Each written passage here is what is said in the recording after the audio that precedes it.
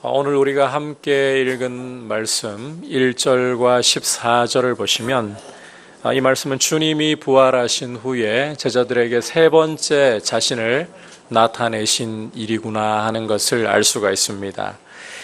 오늘 말씀에서 주님이 자기를 제자들에게 보이신 곳은 디베랴 호수입니다. 장소가 디베랴 호수입니다. 이 디베랴라는 것은 갈릴리 호수의 다른 이름인데 당시 로마 황제였던 티베리우스의 이름을 따서 이렇게 불렀던 겁니다.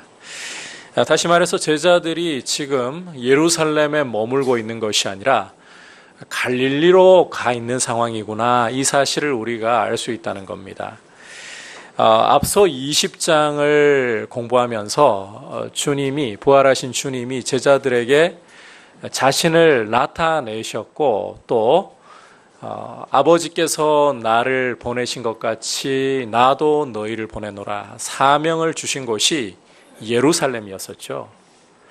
그리고 여러분께서 사도행전 1장을 읽어보시면 제자들을 세상으로 보내시기 전에 아버지께서 약속하신 것을 받기까지, 성령을 받기까지 예루살렘을 떠나지 말고 머물러 있으라, 주님이 그렇게 명령하신 것을 읽을 수가 있습니다.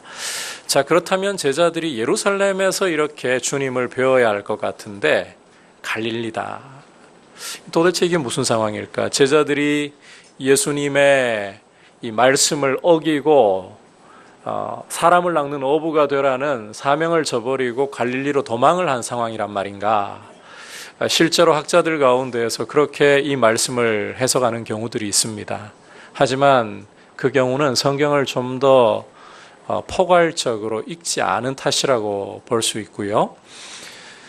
마태복음 28장과 마가복음 16장을 읽어보시면 부활하신 주님께서 천사를 통해서 제자들에게 내가 갈릴리에서 너희를 보겠다, 이렇게 말씀하시는 것을 읽을 수가 있습니다. 따라서 지금 제자들이 갈릴리로 갔다는 것은 말씀을 어기고 도망간 것이 아니라 오히려 갈릴리에서 너희를 보겠다 말씀하신 그 말씀 따라서 그곳으로 가 있는 상황이다, 이렇게 우리가 이해를 하는 것이 옳을 것 같습니다.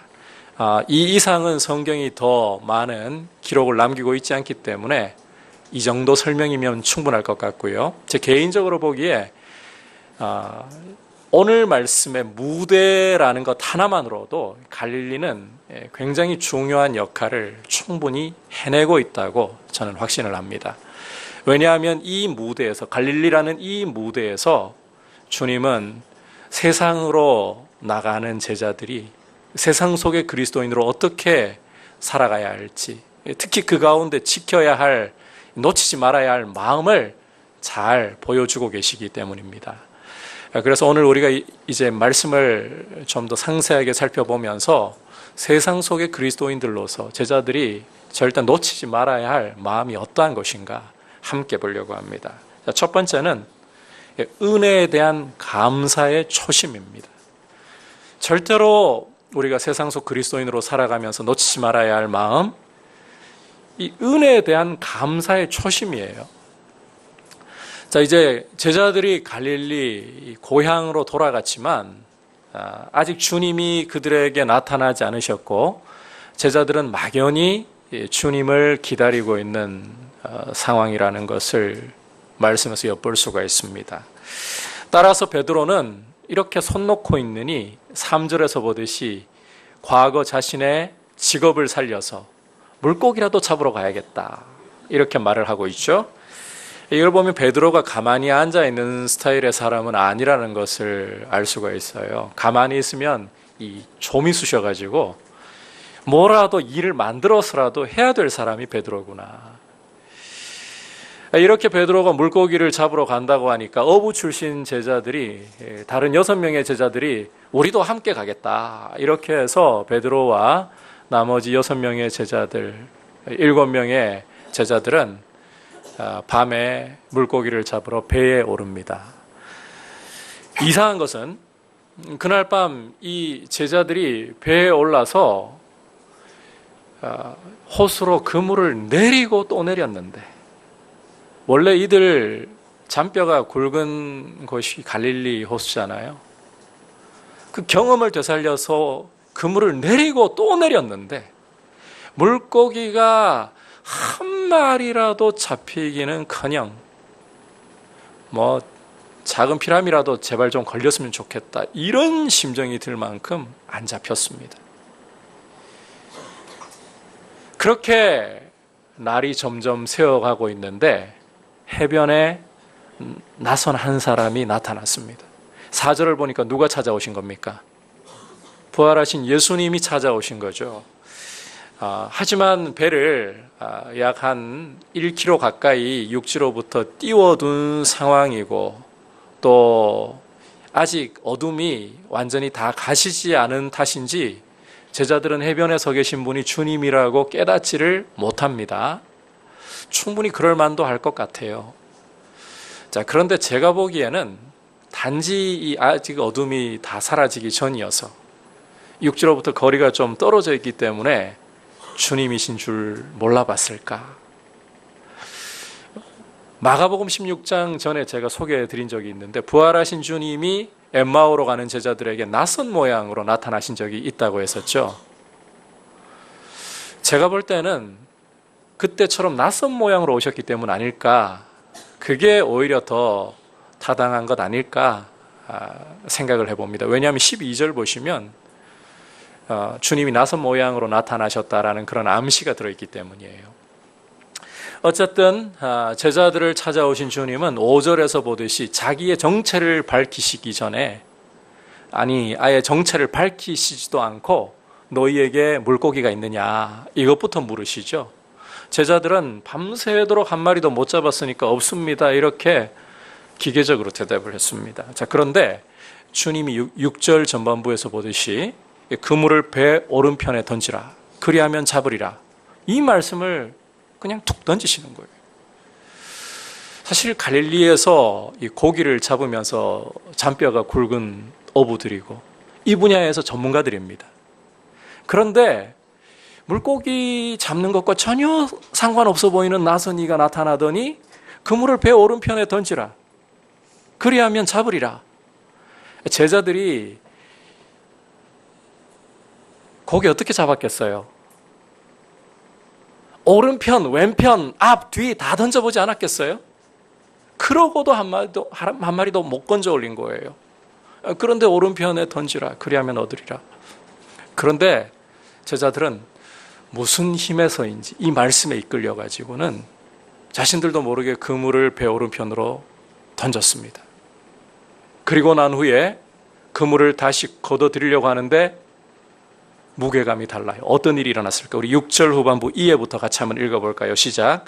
이에 던졌더니 물고기가 많아 그물을 들 수 없더라. 자, 갈릴리에서 물고기 잡는 일에 관한 한 둘째가라면 서러울 정도로 경험이 쌓인 어부들입니다. 태어나가지고 지금까지 살아오면서 예수님 따라다닌 3년을 제외하고는 물고기 잡는 일에 평생을 보내왔던 제자들입니다.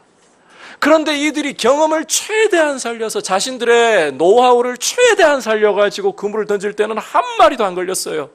그런데 누군지도 알지 못하는 낯선 분이 오른편에 던져봤다니까요. 그런데도 오른편에 그물을 던지라, 그리하면 잡으리라. 끌어올리는데 실제로 잡혀 있어요. 그냥 잡힌 수준이 아니라 11절을 보시면 큰 물고기 153마리가 이 역사적인 사실이라는 걸 생생하게 보여주기 위해서 숫자까지도 생생하게 기록을 하고 있죠. 이 근육에 힘 들어가는 게 달라져요. 그렇게 잡혀 있는 거예요. 이걸 보면 내 지식과 실력과 내 인생의 알량한 노하우 가지고 내 인생 성공할 거라고 생각하지 말고 무엇을 따라가야겠습니까? 그냥 평범해 보여도 주님 말씀을 따라가는 것이 인생을 제대로 열어가는 지름길이구나, 여러분 아실 수 있겠죠? 내 알량한 지식과 실력 의지하려고 하지 말고 주님의 말씀에 여러분의 인생을 거시기를 축복합니다. 제자리로 좀 돌아와 가지고요, 하지만 제자들은 이분이 누군지 아직 깨닫지를 못했어요. 깜짝 놀랄 일이 제자들에게는 벌어진 거예요. 주목할 것은 이 상황을 접하면서 제자들 중에 하나가 해변에 계신 낯선 분이 누군지 서서히 깨닫기 시작하고 있다는 거예요. 7절에서 보듯이 예수께서 사랑하시는 제자 누구입니까? 요한이죠. 요한이 해변에 서신 분의 정체를 깨닫기 시작하고 있다는 거예요. 왜냐하면 지금 제자들이 겪고 있는 이 상황은 3년 전에 경험했던 굉장히 낯익은 경험과 연결되어 있기 때문입니다. 3년 전으로 요한의 생각이 돌아가는 거예요. 그러면서 해변에 서 계신 분이 누군지를 깨닫기 시작하는 거예요. 3년 전에 어떤 일이 있었는가? 바로 베드로를 주님이 부르신 사건이 있었습니다. 그 현장에서 요한은 어떻게 주님이 베드로 부르시는지 똑똑히 보았습니다. 그날도 밤에 이 말씀에서처럼 똑같이 그물을 내리고 내렸지만 평생에 그런 일이 한 번도 없었는데 정말 피라미 새끼 한 마리 건져 올리지 못했습니다.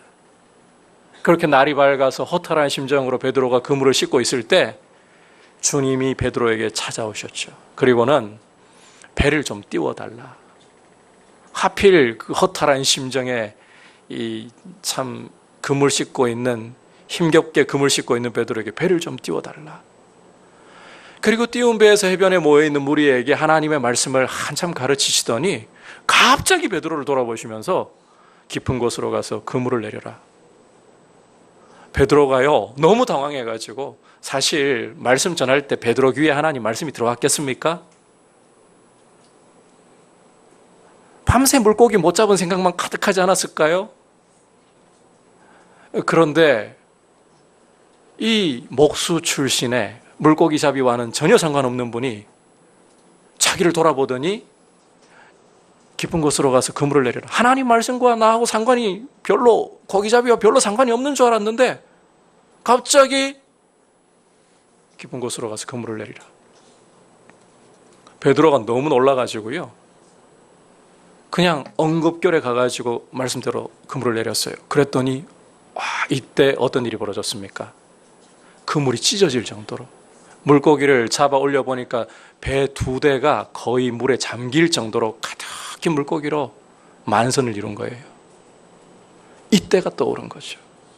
그 감격의 순간, 주님이 베드로를 불러주시던 그 감사의 순간, 즐거움으로 가족과 생업도 다 버리고 주님을 따르던 그 순간이 떠오른 거죠.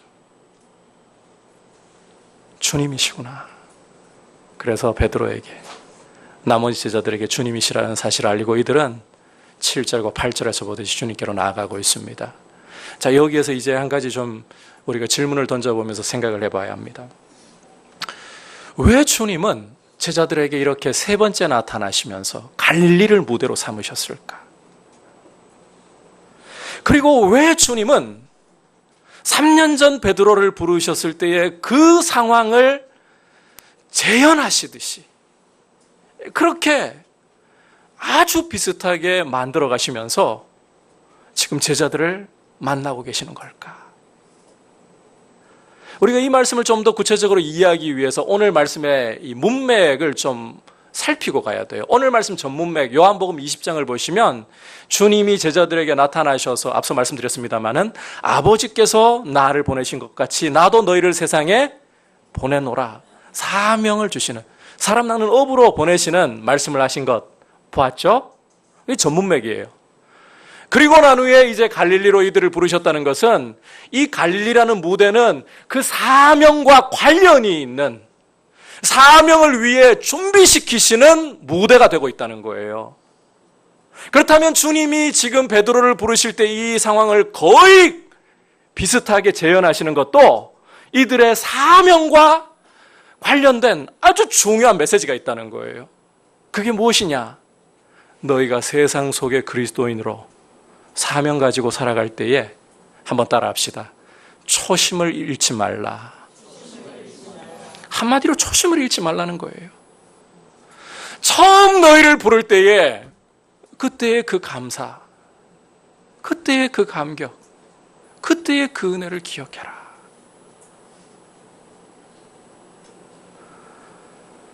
초심을 유지하는 것이 참 중요하고 이 초심을 되살리는 게 참 중요한 일이라는 겁니다. 세상 속에 그리스도인으로 살아가기 위해서, 세상에 묻혀버리지 않기 위해서 성도에게 초심을 회복하는 게 어떤 것보다도 중요한 일이에요. 초심을 잃어버리기 시작하는 순간부터 문제가 터지기 시작합니다. 여러분, 모든 분야에서요, 우리가 하나님의 손길이 미치지 않는 분야가 세상에 없기 때문에 모든 분야에서 초심을 지켜나가는 게 참 인생의 중요한 부분이긴 합니다만, 특히 신앙생활하는 부분에서 이 초심을 잃지 않는 게, 이 초심을 되살리는 게 정말 중요한 일이에요. 초심을 잃어버리는 순간부터 문제가 터져 나오기 시작해요. 초심이 사라지고 나니까 그 자리에 주님을 향한 사랑이, 헌신이 점점 희미해져 가기 시작하고 가슴이 냉랭해지면서 고개를 들기 시작하는 게 있어요. 원망과 불평이 고개를 드는 거예요. 작은 일에도 상처를 받기 시작해요. 초심이 사라지고 나니까 그 자리에 육체의 정욕과 욕심이 고개를 들면서 주님을 사랑하던 마음이 변질되어서 타락하는 모습들이 나타나기 시작하는 거예요. 정말 추태를 부리는 모습으로 바뀌어버리는 이런 안타까운 일이 벌어지는데, 지금 우리 한국교회가 바로 이런 모습에서 무너져 내리고 있습니다. 한때 주님 그렇게 사랑하고 주님의 귀한 통로로 정말 교회를 세우는데 영광스럽게 사용되었던 분들이 초심을 잃으면서 변질이 되어가는, 자기 배를 불리는 모습으로 추락을 하는 것을 우리가 지금 자주 보고 있습니다. 교회가 흔들리든 교단이 흔들리든 아무 상관이 없어요. 내가 이렇게 몸부림치면서 지금까지 일군 내 교회, 내 아들한테 물려주겠다는데 왜 남들이 간섭을 하느냐. 심지어 사탄의 계략이라고 그렇게까지 누명을 씌우면서 내가 지금까지 목회하면서 교회 얼만큼 성장시켰는데 거기에 상응하게 전별금을 충분히 받아가야지. 교회가 주는 대로 감사하면서 받으면 안 되나요? 그럴 것 같으면 강단에서 차라리 여러분 돈 많이 모으셔야 그게 여러분의 노후 보장이 됩니다, 이렇게 설교를 하시든지, 주님이 여러분 노후 책임지실까요? 제가 보니까 돈이 책임져요, 이렇게 차라리 이야기를 하든지, 돈 믿지 말고 주님 믿으라고 그렇게 강단에서 그렇게 열을 올리면서 가르쳤다면 이 뒤돌아서는 모습도 아름다워야 될 거 아니에요. 주님 의지하는 모습으로 우리 목회자들이 서야 될 거 아니에요. 처음부터 그랬던 게 아니에요. 초심을 잃어버리니까 이러한 추태가 벌어지는 거예요. 지금 제가 우리 목회자들이나 한국교회 굵직한 문제를 이야기하기 때문에 조금은 이게 객관적으로 삼자의 문제로 여러분 보이실지 모르겠습니다만, 이것은 우리 개인의 문제이기도 합니다. 어떤 문제가 터질 때에 당장 보이는 게 내 자신이기보다 지금 내가 처해 있는 환경, 상황, 내 주변 사람들을 보면서 손가락질하고 나를 돌아볼 줄 모릅니까? 어떤 일이 잘 풀릴 때에 다른 사람들이 나를 칭찬할 때에 나도 모르게 목에 힘이 들어가고 어깨에 힘이 들어가고 상대방을 좀 우습게 여기는 이런 눈빛이 나도 모르게 올라오고 있습니까? 아니면 반대로 일이 풀리지 않을 때 무슨 일을 해도 내 옆에 있는 저분이 더 잘해 보일 때 비교의식 속에서 좌절감을 느끼면서 열등감을 느끼면서 시기하고 질투하고 이런 마음이 고개를 계속 들고 있습니까? 간단히 이야기하자면 초심을 잃어가기 때문인 겁니다. 이런 현상이 고개를 드는 것은 초심을 잃어가기 때문이에요. 여러분, 처음 주님 만났을 때 기억을 해보십시오. 내 모든 죄와 허물을 용서하시고 죄에서 해방시켜 주셨던 그 순간을 떠올려 보십시오. 본질상 진노의 자식에 불과했던 나를 하나님의 자녀로 용납해 주시고 성령 주셔서 하나님 나라를 기업으로 얻게 하신 그 은혜를 받았던 그 순간을 떠올려 보십시오. 거기에 과연 시기가 일어나던가요? 질투가 일어나던가요? 거기에 상처가 있던가요? 결국 이 감사가 말라버리고 감격이 말라버리니까, 초심을 잃어버리니까 불평과 원망이 고개를 들기 시작하는 거예요. 비교가 점점 커지고 우월감이나 열등감에 빠지는 이런 일들이 자꾸 일어나는 거예요. 따라서 여러분, 초심을 잘 유지해가는 게 정말 중요한 문제입니다. 초심을 잃어버리는 게 문제예요. 우리가 데살로니가 교회에 보낸 편지에서 사도 바울이 이렇게 말씀하는 것에 귀를 좀 기울여야 합니다. 데살로니가 전서 5장 16절부터 18절까지인데 같이 읽어볼까요? 시작. 항상 기뻐하라, 쉬지 말고 기도하라, 범사에 감사하라. 이것이 그리스도 예수 안에서 너희를 향하신 하나님의 뜻이니라. 우리가 이 말씀을 보면서 그 눈이 주로 꽂히는 단어들이 뭔가 하면 기뻐하라, 기도하라, 감사하라입니다. 그런데 여러분, 그 못지않게 우리의 눈이 꽂혀야 할 수식어들이 있어요. 항상 기뻐하되, 항상 기도하되, 쉬지 말고, 감사하되, 범사에 무슨 일이 있든지. 우리는 이 수식어들을 간과해 버릴 때가 참 많습니다. 그런데 정말 중요한 게 이 수식어들이에요. 여러분, 반짝 기뻐할 수 있어요. 반짝 기도할 수 있어요. 반짝 감사할 수 있어요. 그건 누구나 조건만 맞으면 다 할 수 있어요. 그러나 항상 기뻐하고, 쉬지 말고 기도하고, 범사에 감사하는 것은 이 초심을 유지하지 않으면 안 되는 일이에요. 여러분, 은혜에 대한 감사의 초심을 잃지 않도록 주님 은혜를 구하시기를 축복합니다. 그렇게 초심을 유지해야 교회가 늘 젊게 갈 수 있어요. 우리 한국 교회가 점점 고령화되어 가니까 이 젊다는 표현이 젊은이들이 가득 찬 교회만을 생각하기 쉬운데, 이왕이면 그게 제일 바람직한 모습일 테고, 그런데 시골 지역에는 젊은이들이 떠나고 연세 드신 분들밖에 없기 때문에, 그러면 그런 교회는 나이 든 교회로 그냥 가야만 될까요?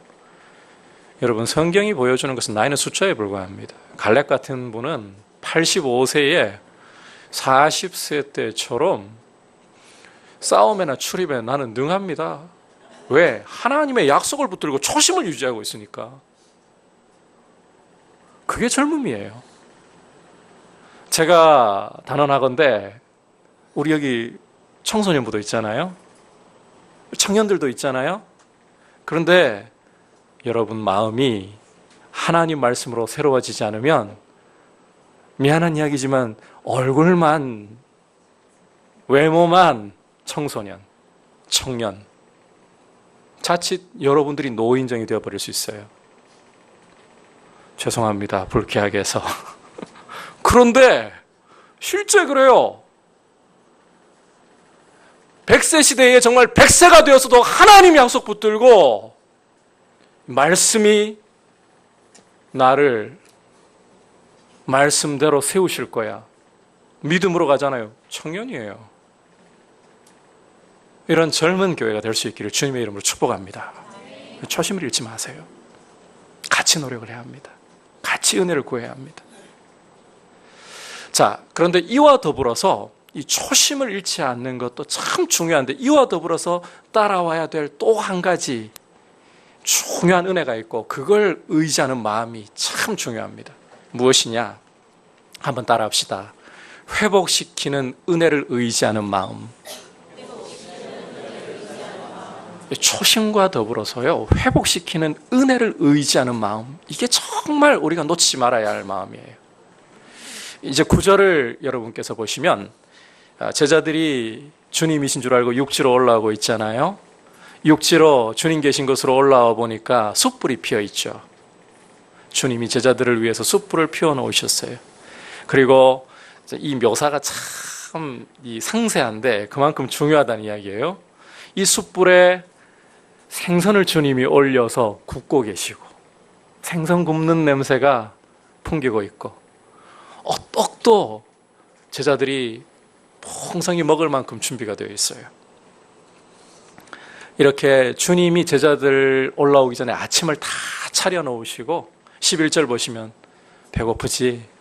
밤새 고생했지? 아침 좀 먹어. 13절을 보시면 먹고 있는 제자들에게 주님이 직접 서빙을 하고 계십니다. 떡도 갖다 주시고 생선도 갖다 주시고, 이렇게 주님의 대접을 받으면서 제자들이 몸을 녹이고 배를 불리고 몸과 마음이 녹아지고 있는 상황이에요. 참 가슴이 훈훈해지고 따뜻한 분위기이죠. 그런데 우리가 이 말씀에서 한 가지 주목해야 될 아주 중요한 매개체가 하나 있습니다. 지금 이 상황 역시 이전에 있었던 한 사건을 떠오르게 하는 아주 중요한 매개체를 안고 있습니다. 그 매개체가 무엇이냐? 뭘까요? 제가 여러분들의 입을 보니까 수준이 높으십니다. 숯불. 숯불이라는 매개체예요. 이 매개체가 바로 베드로와 연결되어 있었죠. 어떤 사건입니까? 어떤 사건을 떠올리는 매개체입니까? 예수님이 겟세마네에서 체포되어 대제사장 앞에 끌려가셨을 때 베드로가 만찬자리에서 큰 소리 친 거 있잖아요. 다른 사람들은 다 줄을 버려도 나는 절대로 줄을 버리지 않고 내 목숨을 주를 위해 드리겠나이다. 큰 소리 친 게 있기 때문에 주님 따라 대제사장 집들까지 들어갔었죠. 이 요한복음만이 상세하게 기록하는 부분이에요. 그런데 그날 밤 날씨가 굉장히 추웠습니다. 사람들이 이 숯불을 피워가지고 한데 모여서 몸을 녹이고 있었어요.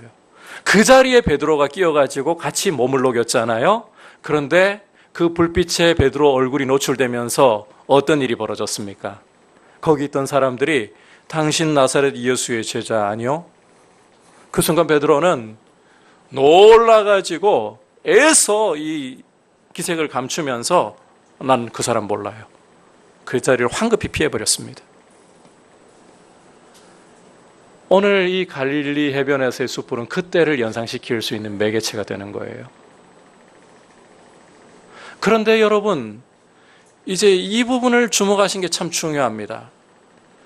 똑같은 숯불인데 그때의 숯불과 지금의 숯불은 달라도 분위기가 너무 다릅니다. 그때 대제사장 집들의 숯불은 적대감과 두려움으로 타오르고 있는 숯불이었습니다. 그때 그 숯불은 실패와 좌절과 무능함을 보여주는 상징이었습니다. 그런데 지금은 숯불이 그때와 사뭇 달라요. 이 숯불을 누가 피우셨습니까? 주님이 피우셨습니다. 이 숯불 위에 제자들을 위한 생선이 올려져 있습니다. 이 숯불로 제자들의 몸을 녹이게 하고 구운 생선으로 먹이시며 배 부르게 해주시고 그 마음을 풀어주고 계시는, 밤새 고기 한 마리 잡지 못한 그 허탈함을 위로해 주시는 위로가 있습니다.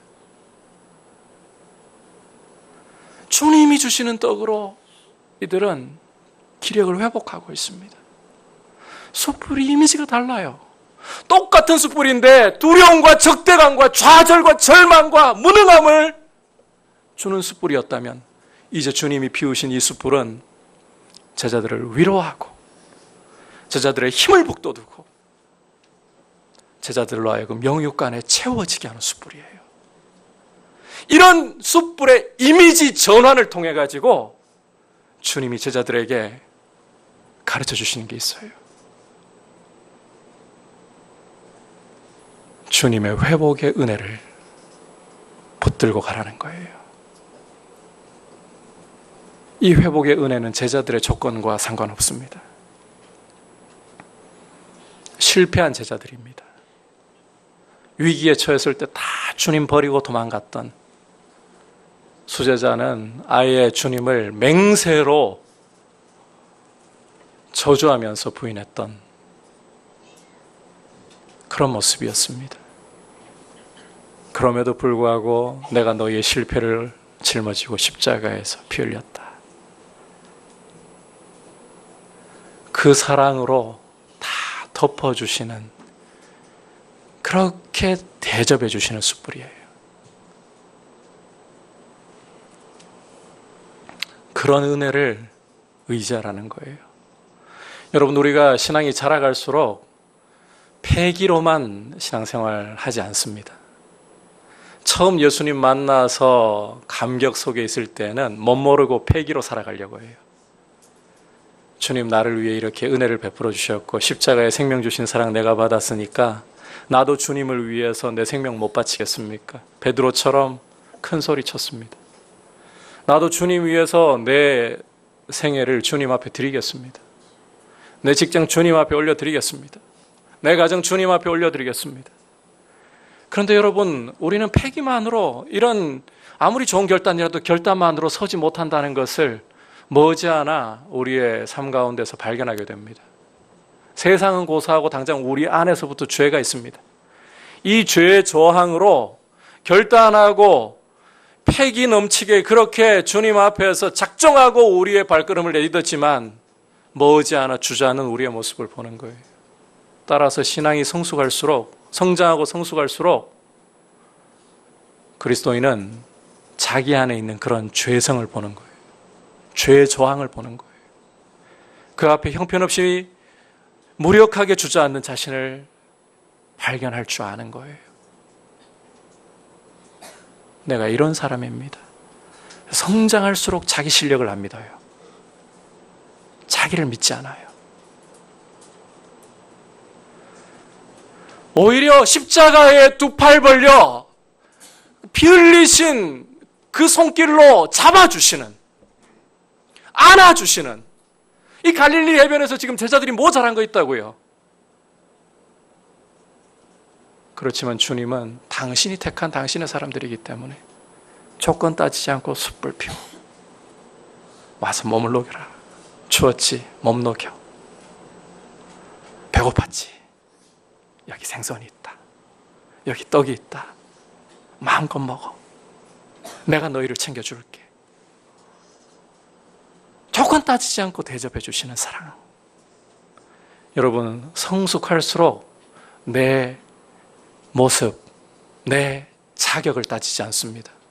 그 자존심 다 접고 조건 없이 대접해 주시는 주님의 사랑을 그냥 받아들입니다. 주님은 우리가 과거에 연연하고 과거에 매여 있는 사람 되기를 원치 않으십니다. 그런데 이 성장이 멈춰 있는 경우들을 보면, 믿음이 자라지 않는 경우들을 보면 자기의 자격, 자기의 조건, 여기에 너무 매여 있어요.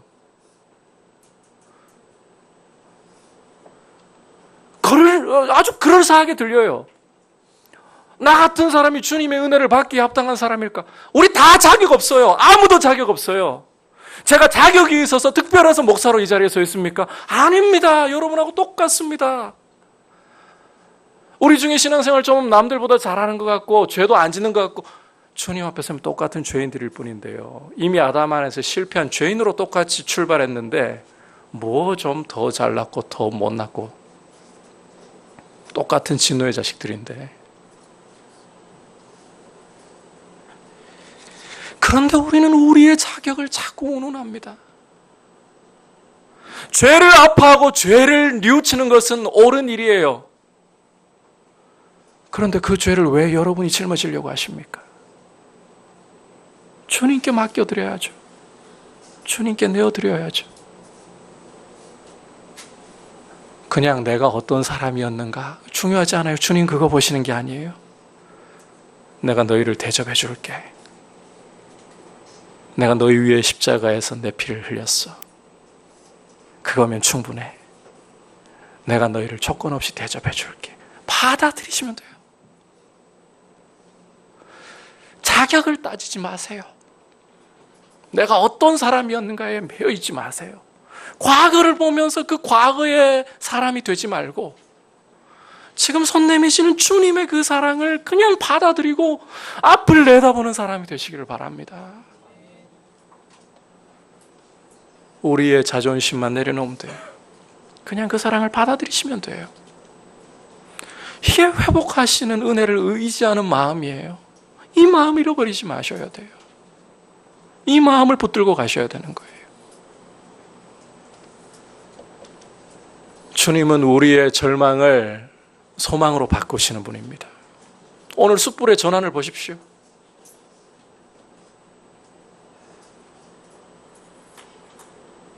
절망의 숯불을 소망의 숯불로 바꾸시는 분 아닙니까? 실패의 숯불을 회복의 숯불로 바꾸시는 분 아닙니까? 그 주님 보시고 나를 대접해 주시는 그 주님, 그 사랑, 그 대접 그냥 받아들이십시오. 그리고 주님과 함께 한 걸음 한 걸음 앞으로 나아가십시오. 그러면서 초심을 잃어버리지 않도록 주님 부르셨던 그 감격 회복하게 해주십시오. 이게 성장하고 성숙하는 그리스도인의 모습입니다. 이 은혜를 가지고 나아갈 때 여러분 세상 속의 그리스도인으로 살아갈 힘을 얻게 되는 것입니다. 이 은혜 가운데 여러분 주님이 영광스럽게 복을 주시는 귀한 성도님들 되시기를 축복합니다. 주님은 완벽한 실패 없는 사람이 아니라 실패했음에도 불구하고 내가 너 위에 십자가에서 피 흘렸다. 내가 너 사랑한다. 이 대접을 받아들이는 사람을 사용하시고 그 사람을 통해 영광을 받으시는 줄 믿습니다. 그리고 여러분 오늘 말씀 이 갈릴리 해변 거기가 바로 여기입니다. 오늘 이 자리가 바로 디베랴 바닷가입니다. 오늘 이 자리가 바로 갈릴리 호숫가입니다. 내가 너희를 사랑한다. 너희의 실패를 내가 회복시킨다. 너희의 좌절을 내가 소망으로 바꾼다. 받아주겠니? 어떻게 대답하시겠습니까? 자격 운운하지 말고 자존심 따지지 말고 있는 그대로 받아들이시기를 축복합니다. 오늘 갈릴리 호숫가에서 세 번째 제자들에게 나타나시는 일을 통해서 주님이 주시는 메시지, 우리 성도가 세상 속 그리스도인으로서 품어야 할, 놓치지 말아야 할 두 마음을 살펴보았습니다. 첫 번째는 은혜에 감사하는 초심을 잃지 않는 것입니다. 초심 잃지 않으려고 노력하십시오. 두 번째로는 초심을 잃지 않는 것도 중요한데 대접해 주시는 그 사랑, 은혜를 그냥 회복하시는 은혜를 그냥 의지하는 이 마음 품는 겁니다. 이것을 여러분 굳게 붙들고 주님과 함께 걸어가는 귀한 성도님들 되시기를 주님의 이름으로 축복합니다. 우리가 말씀 생각하면서 함께 힘차게 찬양드리겠습니다. 찬송